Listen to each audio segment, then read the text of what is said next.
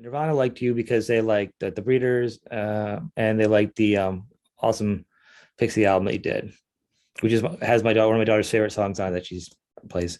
Um, but so they had a sound they wanted, and they came in and you did your magic, and they loved it. But same thing, even as big as they are, when they went out, you know, changes in the sound and doubting and everything else. So move forward from that, though. I mean, that's the story you've talked about. You've come forward though. You've gone back and you've done some mixes, and you've done some more work on their stuff. Now, how did you end up back with them if powers that be kind of wanted to make it more pop sensibilities? And how'd you get back in the picture again?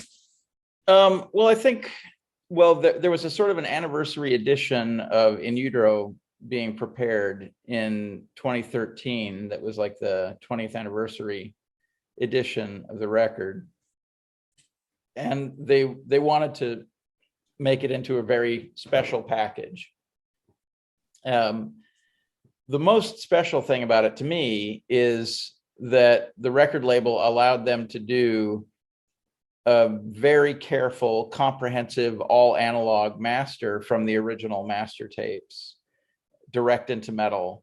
And that version of the record, that version of the vinyl record, the double 12-inch 45, which was cut from the original master tapes, direct into metal, full DMM processing, yada yada. That's as good as you can make a phonograph record. Like you can't do anything more to ensure quality in manufacture, to get a better transcription, like a better transfer at the mastering stage. Like they did everything right, and I think that was totally worthwhile. In addition to that, they wanted to generate some additional material so that people who were already intimate with this record could have another experience with it. And so they did a series of remixes from the original session where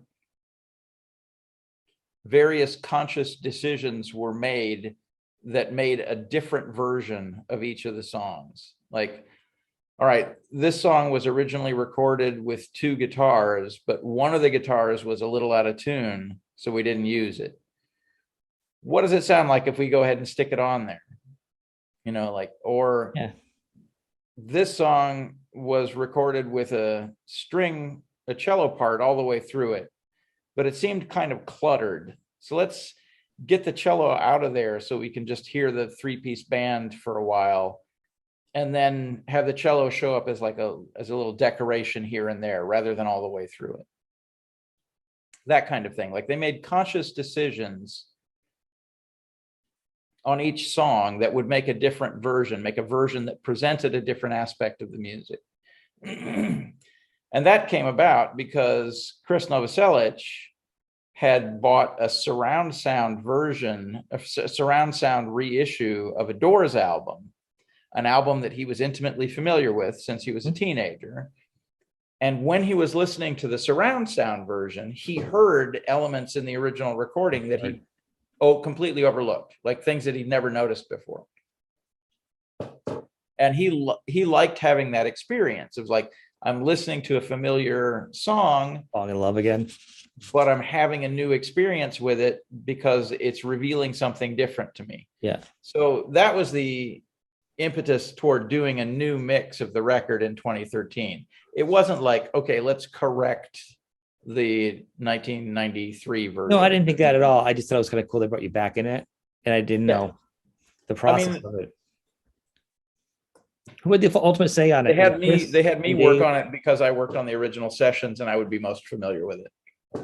Right, but that doesn't always make sense in the record industry. That they make decisions.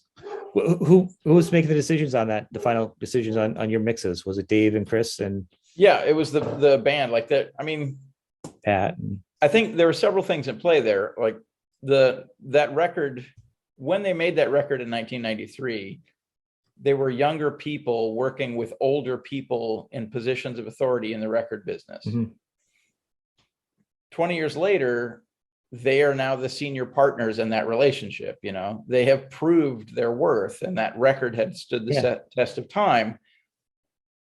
So they were able to say, no, actually, this is the way we want to do it. And then that's the way it got done. Good. So yeah, it was the surviving members, Chris and Dave and and Pat. Pat was there from the beginning of the mixing session, and then he and Dave had to split. So Chris Novoselic and I carried on doing the mixing, and we would send them reference material by uploading mix copies and stuff like that for them to listen to. So so they stayed involved the whole time, but they were only physically there for the first couple of days. That's kind of cool. They were involved and you were back in it. It really honors it, the project, and it kind of keeps it true to what it was. I also think I've we had a good working relationship. We got along well. I liked them, they liked me. We respected each other. We've remained friends. I think all of it was just like the easiest solution for it.